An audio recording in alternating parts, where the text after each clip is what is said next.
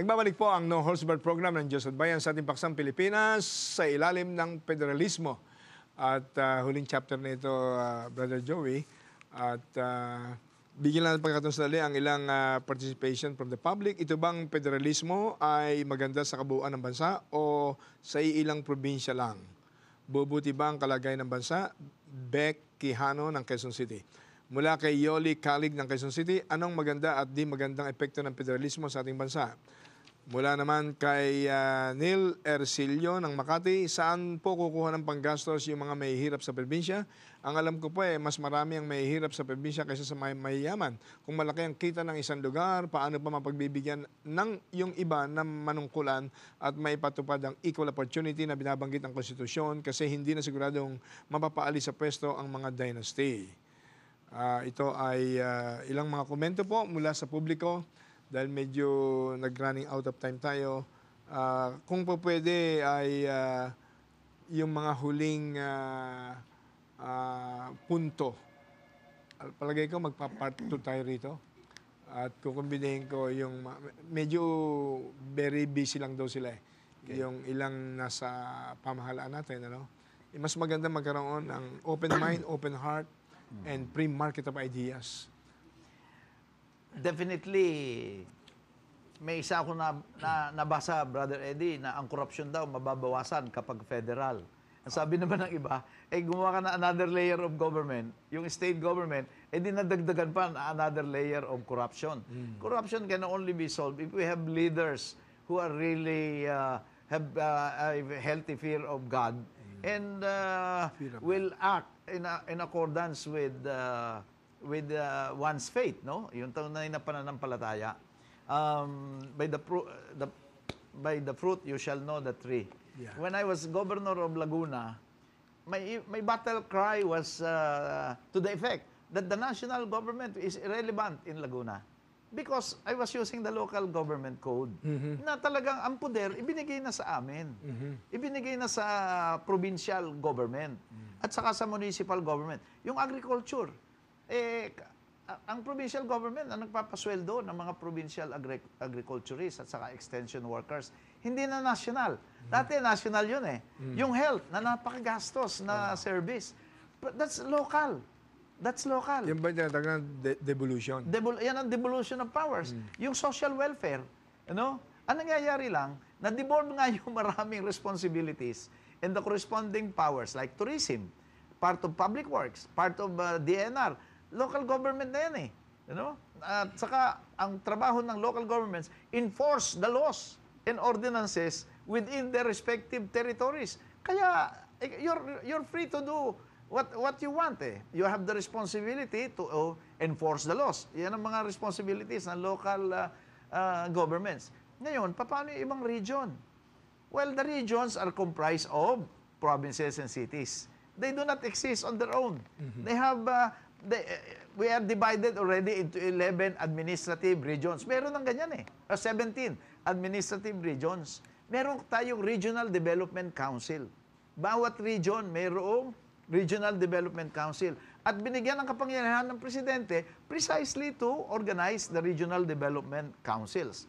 Ngayon, paano madidevelop yung ibang region? Assuming, meron silang Regional Development Plans and Programs. Nasa local government code. Strengthen that. Kung ano yung programa nila, then lahat ng region, sabihin ng Office of the President, lahat ng region will have equal sharing too. Will have their own funds.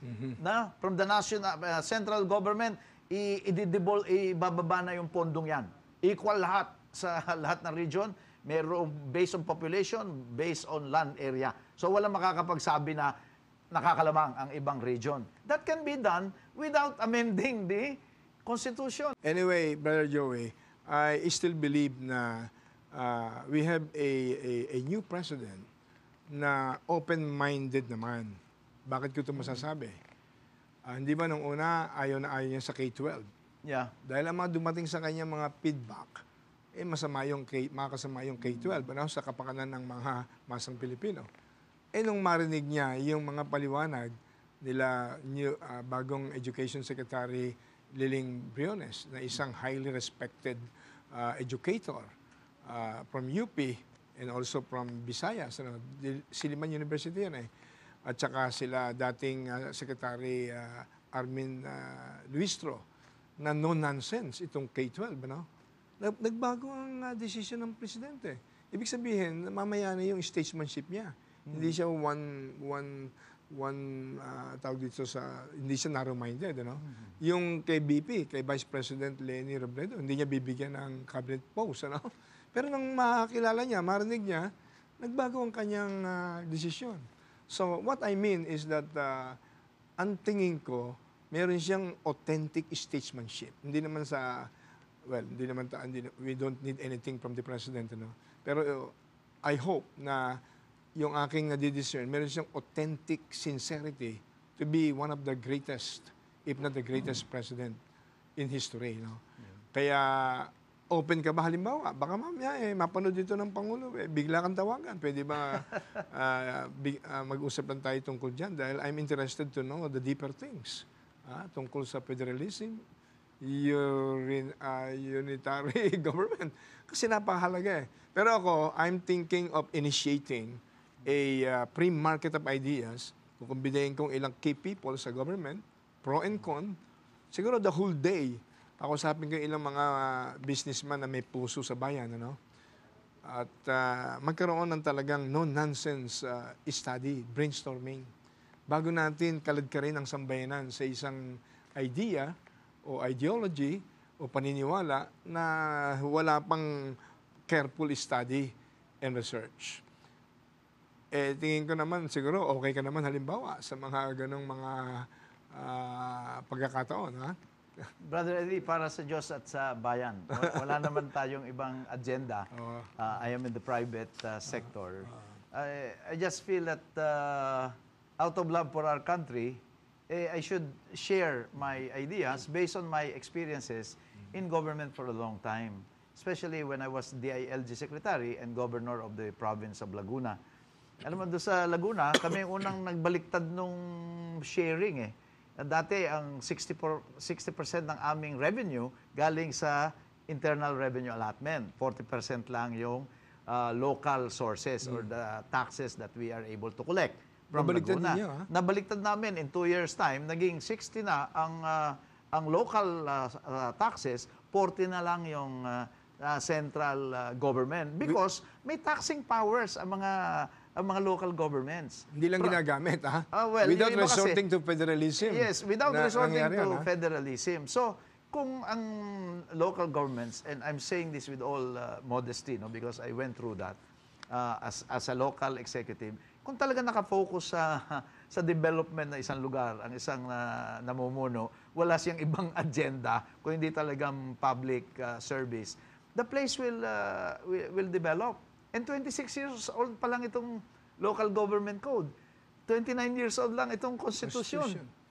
That's too short a time in the life of a nation. Yes. So, America, ang More than kanilang 200. constitution, more than 200 years. yes, more than 200 years. Hindi Ngayon, nagbabago except few amendments. Ano? ang masasabi ko lang ay... Please, yung closing remark mo na rin. Si President Duterte, first of all, talagang we wish him success because his success is our success too.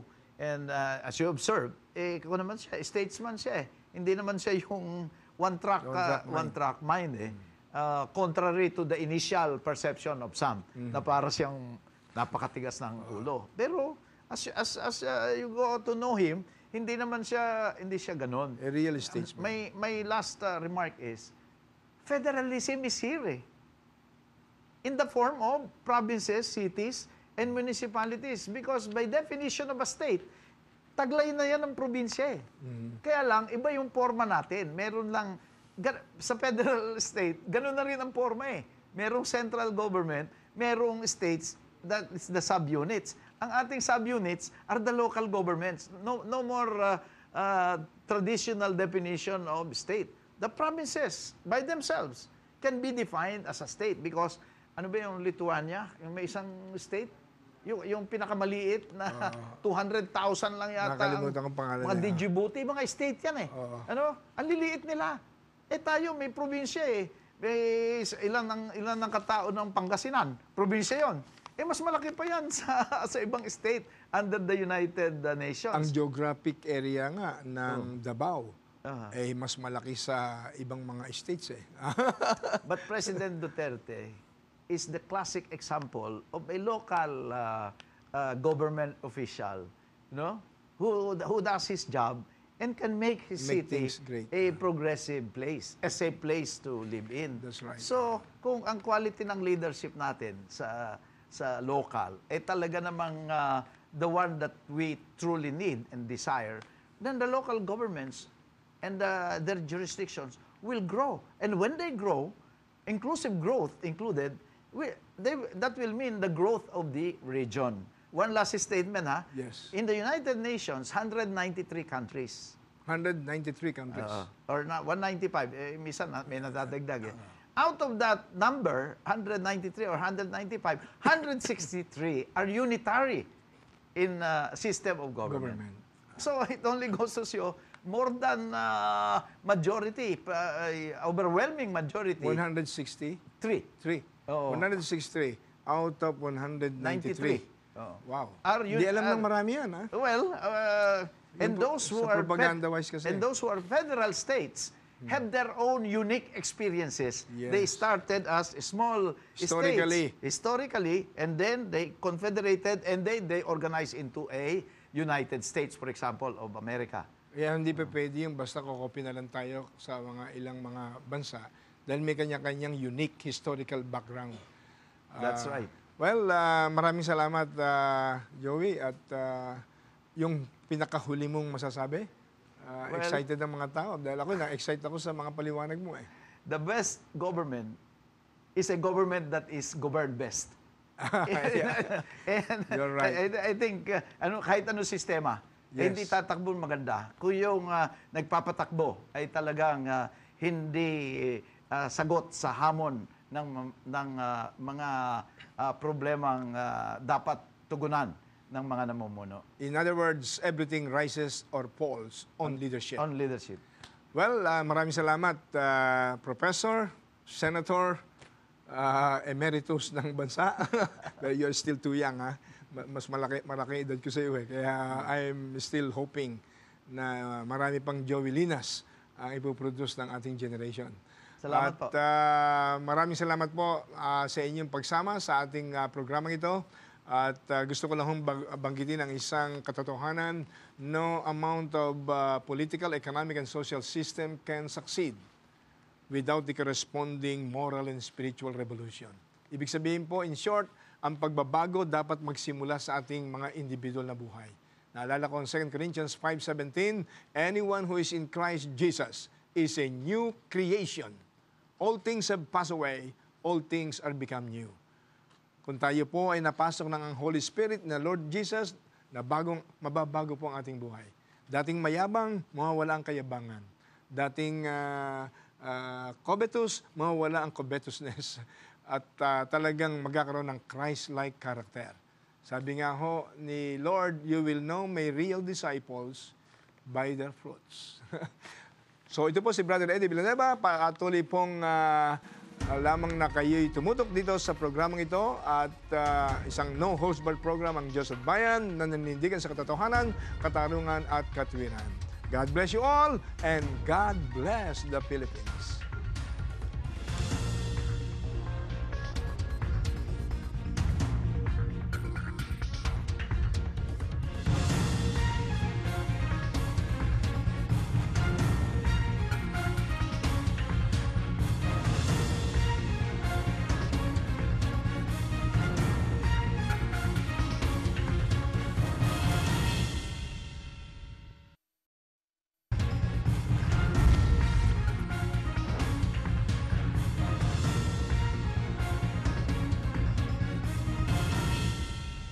Nagbabalik po ang No Holds Barred program ng Diyos at Bayan sa ating paksang Pilipinas sa ilalim ng federalismo. Bago tayo bumalik sa hanging question, sa totoo lang, Prof, I consider you as a professor in local and national governance. Ano? Sa totoo lang, excited ako sa federalism. Kasi for many years, disappointed and frustrated ako sa kabagalan ng economic growth. Yung economic growth maging inclusive, hindi exclusive sa mga vested interest. Ano? Pero nakaraang mga panahon, ang pinag-aralan ko rin yung parliamentary system or presidential. Pero itong federal, sa federal system, pwede rin mayroong parliamentary, pwede rin presidential. Ano? Bago tayo bumalik dun sa napakahalagang paksa na totoo bang highly centralized ang ating government ngayon under the unitary system. Dahil ikaw naging very effective DILG secretary during your time. Bigyan natin pagkakataon sandali ang ilang public participation mula kay Ray De Pasina ng Tondo, Manila. Pwede po bang mapigilan ng federal state government, halimbawa sa Mindanao, yung mga rebelde o mga bandidong grupo upang magkaroon ng kapayapaan? Hindi ba ito maging dahilan upang lalong mahiwalay ang Mindanao sa bansang Pilipinas? God bless po sa programa ninyo. Mula kay Ani Raimundo ng Pasig, kaya po bang tulungan ng federal state ang kanilang kakulangan ng classrooms at textbooks at tumaas ang economic rate, makapagbigay ng trabaho o scholarships at infrastructure para maging develop ang mga probinsya? Mula kay Julie de Guzman ng Antipolo City, hindi po ba mas maraming opisyal ng gobyerno at ano pang magagawa ng Congress, Senado at Central Government? Dapat sana makatulong at isa ang gobyerno.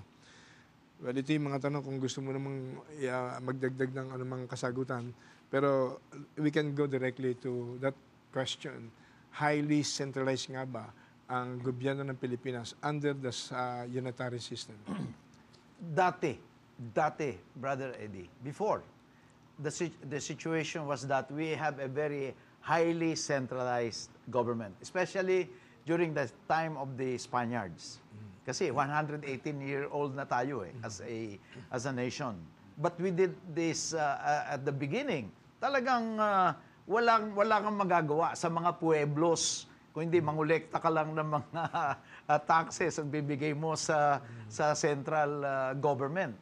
Then the Americans came. Nagkaroon na ng kaunting, naging marami ng probinsya, nagkaroon ng local governments because talagang mahirap mamahala sa isang lugar na ikaw lang ang nagdidesisyon. Sapagkat yung mga lugar na dapat pamahalaan, kinakailangan mayroon kang mga unit dyan na mamamahala. Tama. A highly centralized government will not be able to improve the lives of the people.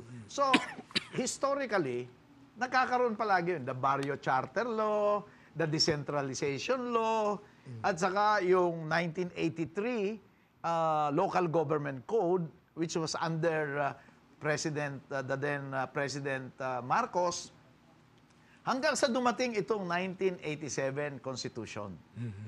Dito sa 1987 Constitution, talagang binigyan ng diin na ang mga local governments ay magkaroon ng otonomiya.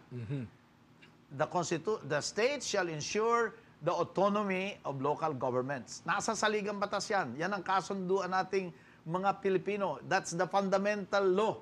That is our covenant as a people that the state, ang ating gobyerno, dapat siguraduhin na ang mga local governments ay may laya. May laya. Autonomous. May laya. At sinasabi sa saligang batas, dapat gumawa ang Kongreso ng isang batas na tunay na mag-decentralize ng powers.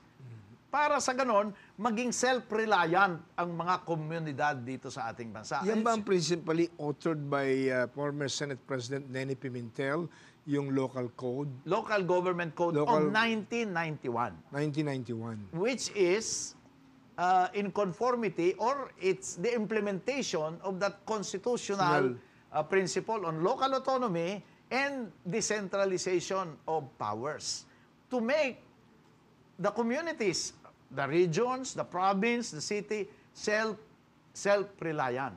In short, dapat kayo mag-grow. So may system dyan na recall, mayroong initiative, referendum, at gumawa nga ng local government code. No? Yan ang sinasabi ng Constitution. You, Congress, you craft a local government code. That gave place and substance to that constitutional principle. Yes, local autonomy is the insurance. Parang sabi, insure. The state shall insure autonomy. So, ang ibig sabihin, oy, central government, you cannot monopolize power. You have to ensure that provinces, cities, municipalities, barangays, and even the autonomous regions, they should be given autonomy. Sasabihin na natin, autonomy is freedom. Freedom to decide what is good for you. So, doon sa local government code, ng principal author ay ang aking mentor, si Senator Nene Pimentel. Talaga namang nabago, ang laking pagbabago ng naging relasyon ng central government, ng national government, at saka local governments na ang agriculture, yan ay responsibilidad ibinigay na sa local government. And the provincial and city, municipal governments have been given the power to govern their territories and ensure, that's the word of the local government, ensure, ano ibig sabihin ensure? Siguraduhin. And support. Ensure and support. Ano ito yung mga responsibilities? Preservation and enrichment of culture, full employment, social justice, maintenance of peace and order, ecological balance, science and technology, including all the comforts and convenience. Ito, exact words ng local government code, including the comforts and convenience of the inhabitants of the territories, meaning of the provinces, cities, municipalities, and barangays. So, ano na lang natitira sa nasyonal? Halos lahat ng aspeto ng buhay ng tao pwedeng pakialaman ng local governments. Ganyan na kalaya ang local governments. Ano naiwan na lang sa nasyonal? Di foreign affairs, national defense and security, currency, coinage, postal, banking, yun na lang talagang pang-nasyonal, yun na lang ang naiwan. Ang ibig mo sabihin, yung magagandang traits ng federalism, embodied na sa present system through the local government code of 1991. Of 1991. Alam mo, may nakausap akong isang pastor na nasa business din, ano? Very intelligent siya. Kasama siya nila Brother Whedon King, ano? Pinaliwanag niya sa akin sa isang probinsya na magkausap kami. Alam mo, Brother Eddie, doon sa local code, ang mga barangay captain, they can exercise significant authority and power. Hindi sila pa pwedeng basta-basta maniobrahin ng mga mayors. Kung alam lang nila how to implement, ano? So it appears wala pang 100% effective implementation yung substantial provisions ng local government code.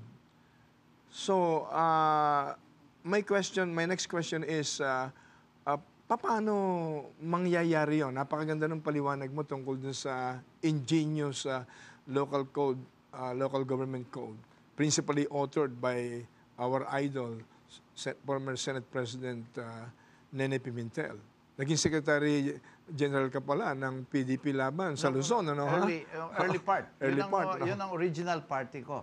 That's why I'm also enamored by the idea of federalism because at that time, that's Marcos time wala naman talagang local autonomy noon Wala ngang eleksyon noon, Brother Eddie.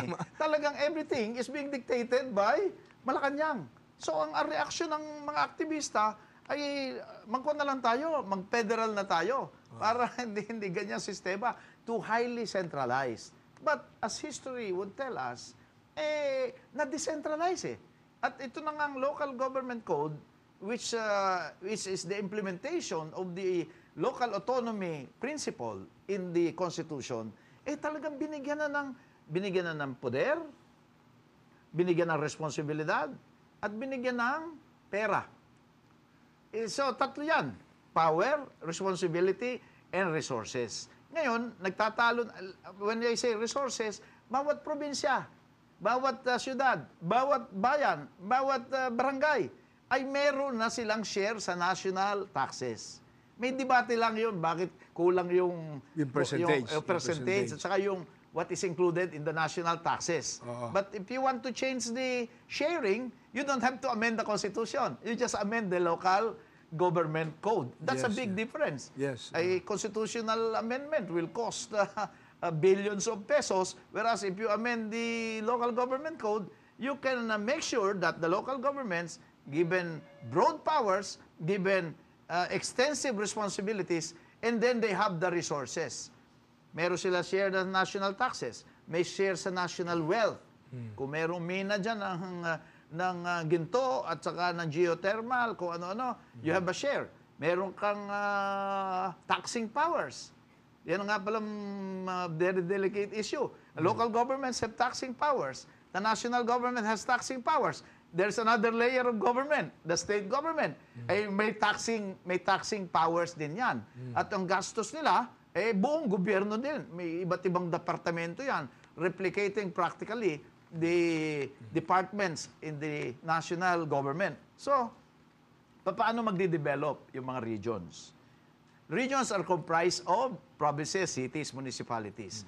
All of them, from Batanes to Tawi-Tawi, meron po silang sources of money. Nandiyan na po yan sa local government code. Ngayon, ano na lang kulang? Ang kulang na Yes. lang, Brother Eddie, is leadership.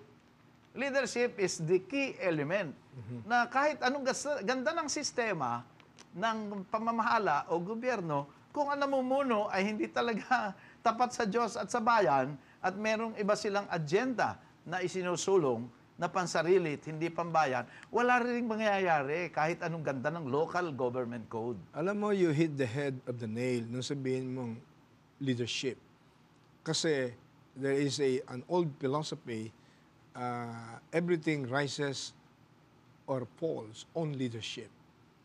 Kaya, ang aking tanong ngayon, ngayon ko naiintindihan ng significantly, no? Kasi talagang gustong-gusto kong maintindihan yung pinakadetalya ng federalism. Dahil kung ito nga ang susi sa tinatawag na inclusive growth na matitikman ng masang Pilipino, no? Pero meron palang way, pero ang federalism pala, i-overhaul mo lahat. Magtatayo ka ng different departments sa bawat region or bawat state, ano? Sa bawat estado. Multi-billion talaga ang halaga, no? Tapos kung ang political dynasty pa ang maghari, may malaking temptation sa gano'n, no? Yung mga local political dynasty, no? Baka yung magandang hangarin ng ating bagong Pangulo ay hindi rin maisakatuparan. So, hindi ka ba, wala bang special study group ang present government, halimbawa? Dahil ito sinusulong ngayon ng Kongreso, no? I think no less than the former Senate President, the outgoing Senate President Drilon has already filed a resolution, ano? Ganon din ang parang incoming Speaker of the House. I think patungo to sa Constitutional Convention. Ang maganda kay Presidente Duterte, he favors Constitutional Convention rather than Constituent Assembly that is converting the lawmakers in the lower house as well as in the upper house as a Constituent Assembly na hindi talaga collective wisdom ng sambayan ng Pilipino ang pipili doon sa tunay na mga delegates pagdating sa Constitutional Convention or Commission. Ano? So, pero be that as it may, mukhang sa narinig ko sa iyo ngayon, napakahalaga na magkaroon ng free market of ideas. Ang mga proponents ng federalism at saka yung proponents ng maintaining unitary system of government with significant implementation, full implementation ng spirit ng local code, yung sinasabi mo. Ano sa tingin mo? Meron kayong pag-asang magkaroon muna ng a season of studying carefully na Filipino leaders should not be emotion-driven but wisdom-driven? Well, napakabigat na usapin kasi yung pagbabago ng sistema ng pamahalaan. Ang ating konstitusyon na nagsasabi ko anong sistema natin is only 29 years old. Ang konstitusyon ng Amerika daang than 200 taon na. years. Pero ilang beses lang silang nag-amend ng kanilang saligang batas. At ang karanasan nila, Brother Eddie, ay kakaiba sa karanasan ng Pilipino. Halimbawa, ang Australia, federal state. Pero paano nagkaroon ng federal state sa Australia? Galing din sa Britain yung mga tao dyan, karamihan. Nag-establish na sila ng mga colonies, iba-ibang colonies sa Australia. Itong mga colonies na ito, talagang naging state on their own. Meron na silang gobyerno. Tapos, nag-federate sila. Nag-isa lang sila. Kasi na mag-independent sila sa Britain, kinakailangan nilang mas stronger, they have to unite. Yes. Ang Malaysia, sultanate yan. May kanya-kanya ng gobyerno yan. Then they federated until they became Malaysia.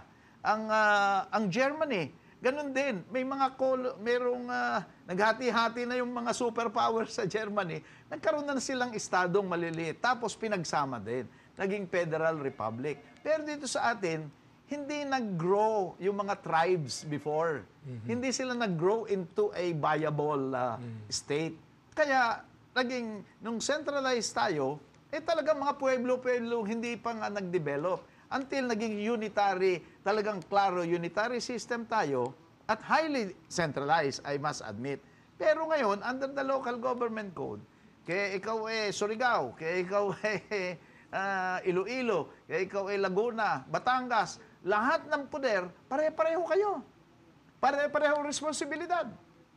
Binigyan kayo ng sa local government code. At sinasabi ng konstitusyon, nasa konstitusyon yan, that the local government shall have a just share in the national taxes and shall be automatically released to them. That's a constitutional principle. Hindi lang yung law passed by Congress. So Congress cannot disassociate itself. Hindi siya pwedeng humiwalay doon sa constitutional principle that local governments shall have a just share in the national taxes that should be automatically released to them. So ang gobyerno natin, unitary, pero hindi na highly decentralized. It is highly decentralized. Hindi na highly centralized. But kinakailangan lang yung mga leader ay gamitin yung kanilang power, the ability to influence the people towards carrying out the responsibilities with the use of resources that are available to them. And it's not only available to Manila. It's not only available to Davao or Cebu. It's available to everybody. Ngayon, kung yung ibang regions hindi mag-develop kaagad, meron namang the national government can provide assistance. Nakalagay din sa local government code yan .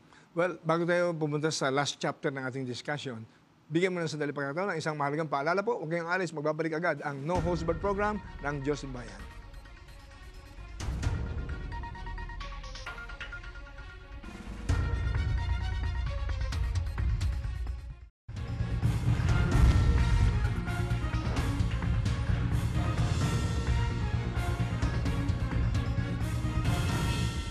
Tayo po ay dumako po tayo sa programang Diyos at Bayan. Ating tatalakayin ngayong gabi ang paksang Pilipinas sa ilalim ng federalismo.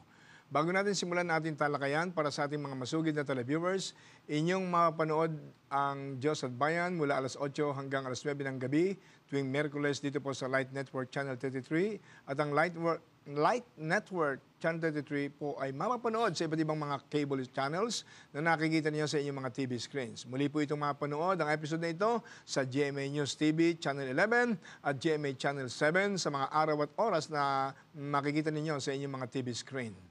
At tayo po ay pinalad na makasama natin sa isang one-on-one interview ang isa sa mga matagal ko noong hinahangaan ng taong ito. To me, he is one of the youngest dynamic statesmen in our generation. Pinakabatang naging gobernador or governor ng Metro Manila Commission, naging general manager ng MMC, Metro Manila Commission, after the First Lady's stint, Imelda Marcos. At siya po ay 2 beses na naging senador ng ating bansa. Siya po ay 2 beses na naging gobernador ng kanyang probinsya at naging pangulo ng samahan ng mga provincial governors ng buong Pilipinas. Siya po ay naging sekretaryo ng Department of Interior and Local Government, naging chairman ng National Police Commission, chairman ng Dangerous Drugs Board, at siya po'y founding member and Secretary General ng Filipino Democratic Party, Lakas ng Bayan, or PDP naman, the very political party used as vehicle to the present administration. Siya po'y naging Secretary General for Luzon 1983-87. And of course, naging most outstanding governor po. Ayokong makalimutan to, for incomparable achievement, sterling performance and services by Philippine Information Agency. And of course, currently siya po ang President and Director ng Manila Hotel. Walang iba kundi si dating Senador Joey Lina Jr. Magandang gabi, Senador. Magandang gabi, Brother Eddie. Salamat sa paanyaya mo na maging panauhin dito sa Diyos at Bayan. Mahal na mahal ko itong lugar na ito, makasaysayan itong studyong ito sa buhay ko. Nagkaroon ako ng programa dito for 13 episodes. Sa totoo lang, ano? Sa totoo lang ang programa ko rito. At maraming alaala ang nakintal sa isipan ko dito sa lugar na ito. Magandang gabi po sa lahat ng mga televiewers, and it's nice to be back home. Well, talagang pagdating sa napakahalagang paksa ito, yung federalismo, unang-una talagang naisip kita. Naging guest ko na rito si former Senator Nene Pimentel and Foreign Affairs Secretary Jun Yasay. Ngayon, we tried, the director ng ating programa, they tried to invite one of the alter egos of President Rudy Duterte sa Malacanang. Pero lahat nag-excuse, ano? Hindi ko alam kung naamoy nila na ikaw ang kasama as guest, ano? Dahil ito yung no-holds-barred program, ano? Pero very, very fair naman ang ating programa at hindi naman tayo nangihiya ng tao, no? Substantial itong pag-uusapan natin. Ito tungkol sa federalismo. Ito'y pahapyaw nang na pag-usapan, pahapyaw lang, pero mas gusto ko yung substantial and deeper discussion. Unang-una, Senator Joey, ano ang pagkakaiba ng federalismo or federalism sa unitary form of government? Sa madaling salita, Brother Eddie, ang isang unitary system of government ay isang bansa na may iisang gobyerno. Isang bansa na iisang gobyerno. Sa federalismo, mayroon kang isang bansa ring may tuturing, subalit maliwanag na may iba't ibang mga estado, mga sovereign states by themselves, but confederating or getting together under one state as well. Pero yung pong mga maliliit na bansa or sub-state or the lower level of government under the central government, ang tawag po dyan ay bansa din. Kaya tinatawag state. Ang Filipino translation ng state ay bansa. So, sa unitary, isang gobyerno, isang bansa. Dito sa federal, isang bansa, subalit mayroong maraming maliliit na estado. Whether 11 states na sangayon sa proposal ni Senator Pimentel o kaya ay 3 island state, Luzon, Visayas, and Mindanao. We do not know what will be the final proposal in organizing several states. But klaro sa unitary, which is our present system of government, one nation, one government. Nothing else. Kung meron mang ibang levels of government, ang tawag dyan ay local governments, hindi po states. Ang sa aking pagsusuri, maliit kong pagsusuri, pag-aaral, ang dahilan kung bakit maraming nagkakagusto ngayon sa tinatawag na federalismo ay yung ito ang isa sa mga major agenda ng ating bagong Pangulo, President Rodrigo Roa Duterte or RRD, no? Dahil ang number one issue rito na mabilis na makatch ng tao, lalo na sa mga probinsya, it's high time to put an end to the so-called Imperial Manila.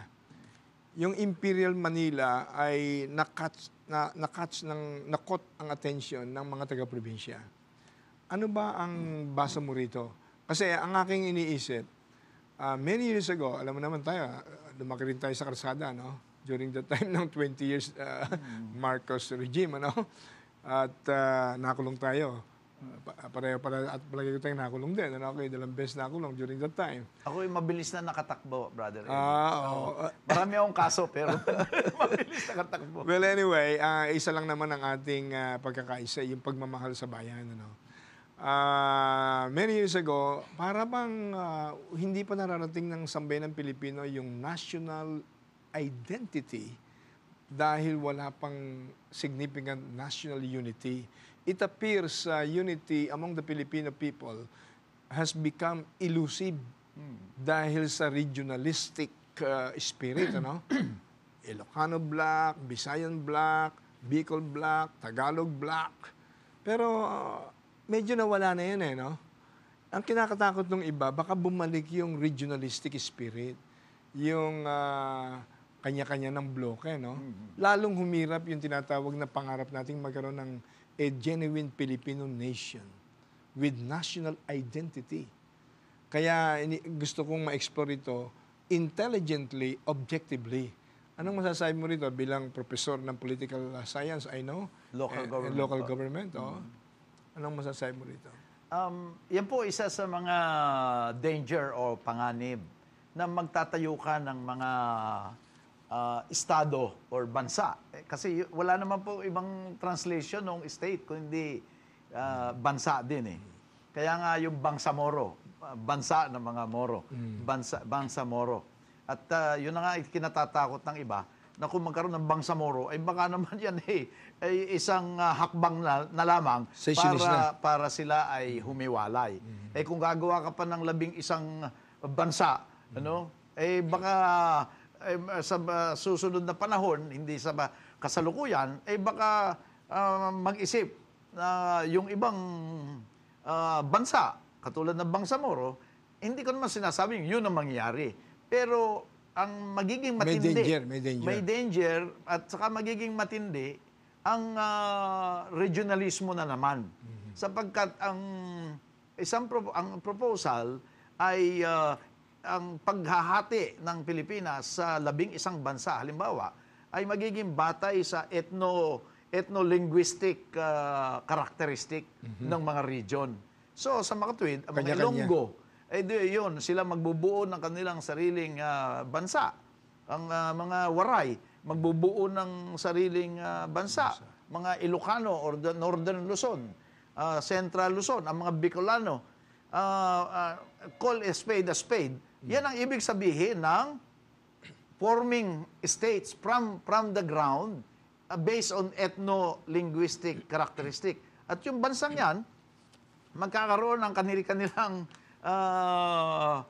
state departments. Meron din silang executive, meron silang legislative, at siyempre yung judiciary. Bagamat ang judiciary, sa nabasa kong proposal, centralized pa rin, pero highly decentralized. Magkikreate ng marami ibang korte para sa gano'n na siserbisyuhan ang mga iba't ibang bansa. Magkakaroon ng state governor, magkakaroon ng state vice governor. Para yan little president at saka little vice president. So yan ang magiging figura nitong ng Pilipinas kapag ito ay naging federal state. At ang presidente, meron pa rin presidente, ang presidente lang ang supervisor nitong mga bansang ito at ang executive, ang federal government, ang kanila lang jurisdiction, national defense security, national foreign relations, currency, or coinage, ang customs, maybe internal or national taxes or collection, quarantine, maybe postal, and some other functions. Yun na lang ang ibibigay Sa national. sa national. At ang magdidesisyon ngayon, kung magbabago tayo ng sistema, ang magdidesisyon ay ang taong bayan at ang desisyon nga ay magbuo tayo ng kanya-kanyang estado at ang powers, ito na lang sa national, ang supervisor, ang presidente, hindi na diretso sa mga local governments. Meron ng another layer of government. Halimbawa, sa Calabarzon, kami, Southern Tagalog, mag-uusap-usap pa, mag-i-election din kami doon kung sino magiging governor. At sino magiging vice governor. At bubuo rin kami ng kanya-kanyang departamento. May DILG, may DSWD, mayroong Department of Agriculture, Department of Labor, Department of yung iba pang departamento, Department of Education. Katulad ba sa ARM ngayon, Autonomous Region of Muslim Mindanao? That will practically be the template of all the states. Magkakaroon sila ng kanilang state government. Yun ang kanilang bansa. May teritoryo sila. Kasi ang definition ng state, may territory, merong government, merong sovereignty, autonomy, or sovereignty, at saka merong aside from government, territory, land area, and there's, well, yun nga, sovereignty, land area, government, and territory. So, yan ang elements of state. So, kanya-kanyang estado, you are practically on your own because you are a state. You're on your own, except you cannot build your own national defense, Department of Foreign Affairs, and currency, coinage. So, yan basically. Ganun na magiging division yan. So, bahala na kayo. Sa inyong estado, you're free to do your own thing, except wag lang mag-conflict sa federal government. So, may another layer. At itong state governor na ito, state government will be the one to supervise. Meron pa ring local government. So, we are putting another layer. No, ang tanong, Brother Eddie, baka itong unitary system, gawa nga na sinasabing Imperial Manila. Kaya lang nasabing ganong Imperial Manila, which is very unfair to Metro Manila, it just so happened that the seat of government is in Manila. Congress, the Supreme Court, at saka ang Malacanang. Nandito sa Metro Manila. Pero ibig sabihin lang, the central government, later on, there will be a federal government, nandito sa Metro Manila. Ang objection dyan, Brother Eddie, ay masyadong centralized ang powers. Yan ang sinasabi ng mga nagpo-propose ng federal system. Kailangan hindi naman centralized. Kaya breakdown mo na, i-break mo na yung central government, gumawa ka na lang ng 11 states. Pero what is happening on the ground now? Right now. Ganyan ba ka-centralized ang national government? Hindi ba nila pinapayagan ang mga local governments to do their own thing? Hindi ba nila pinapayagan ang mga provinces to develop their own provinces? Yung highly urbanized cities, municipalities, barangays, are they always waiting for direction from Congress or from the office of the President? Yun ang palaging sinasabi ng federal, those proponents ng federalism. Masyadong centralized Ang isang argument, Professor Joey, yung growth, economic growth ng maraming probinsya ay hindi magtuloy dahil dun sa tinatawag na Imperial Manila, no? Di umano malaki ang percentage ng budget na dito lang sa Metro Manila. Di umano. At hindi nabibigyan ng tamang biyaya ang maraming probinsya, no? So, it boils down to economic growth, economic development, material prosperity. That's why nagkaroon ng mga proponents ng federalism. However, kasi ako truth seeker ako eh. I don't care whether I like it or not. Importante yung kung anong totoo, kung ano ang alala ko yung programa mong sa totoo lang ano. Kung anong totoo, kung anong makabubuti sa bansa at kung ano ang nasa puso rin ng Diyos ano. Kaya nabasa ko yung article ni isang highly respected journalist ng ating bansa, si Amado Doronila. Sabi niya, federalism is a recipe for paralysis. Mabigat yun, ano? At binasa ko, siyempre, iba yung narinig ko sa iyo ngayon, no? Talagang direct to the very substantial ang paliwanag mo. At meron akong isang nakilala rin na nakausap ko na isang scholar, sa economics and finance. Highly respected siya.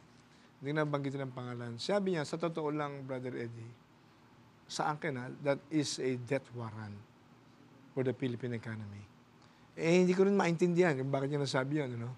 Pero itong binanggit mo na ito, na total overhauling pala ito. Ha? Bagong sistema ito talaga. Na magtatayo ng sari-sariling bansa sa iba-ibang region. Estado, whether you call it regional state, regional government, talagang meron silang territory, okay, bahala kayo dyan. Ito lang ang trabaho ng nasyonal. Ano? Basta i-develop nyo yung inyong area, o maaaring ang pondo ay mas malaki ang pondo ninyo dyan, nagagamitin, mas bibilis ang inyong kaunlaran. Yan. Yun ang pinaka punto de vista kung bakit isinusulong itong federalismo. Pero ang tanong, Brother Eddie, sa kasalukuyang sistema ba, totoo bang highly centralized? Kasi ako, governor ako dati. Governor ako dati ng Laguna, naging DILG secretary ako. Maliwanag sa ating saligang batas. Itong 1987 Constitution, which is about 29-year-old Constitution. 29-year-old. Constitution. Bago mo sagutin yung magandang tanong mo na rin, na totoo bang highly centralized? Bago mo sagutin yan sa ikaunawa ng sambayan ng Pilipino, dahil itong programang ito, sa 3 istasyon ito mapapanood, ano? Bibigyan lang natin sandali pagkakataon ng isang mahalagang paalala. Okay. Huwag po kayong alis. Magbabalik agad ang No Holds Barred program ng Diyos at Bayan.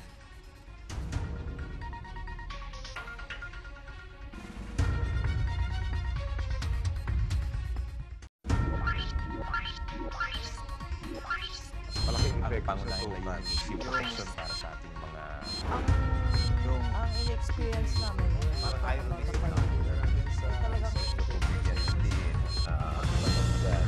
empowerment.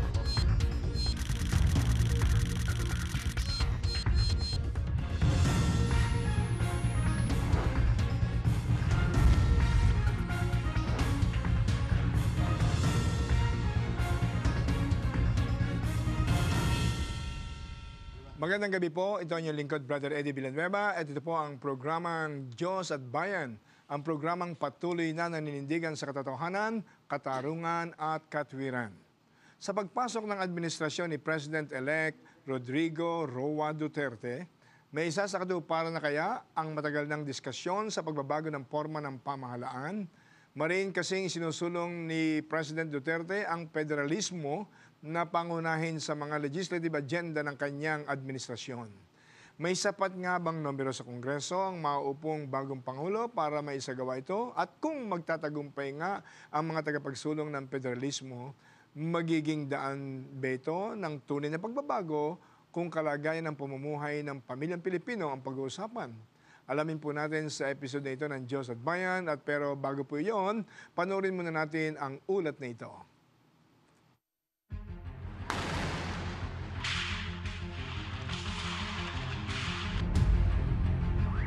Sa kalagitnaan ng usapin sa paghanap ng kapayapaan sa Mindanao at pagsulong ng pantay na kaunlaran sa buong bansa, federalismo ang nakikitang sagot dito ni Pangulong Rodrigo Duterte. Kasabay ng kanyang pag-upo bilang bagong leader ng bansa, nagsimula na din gumulong ang pagsusulong ng charter change.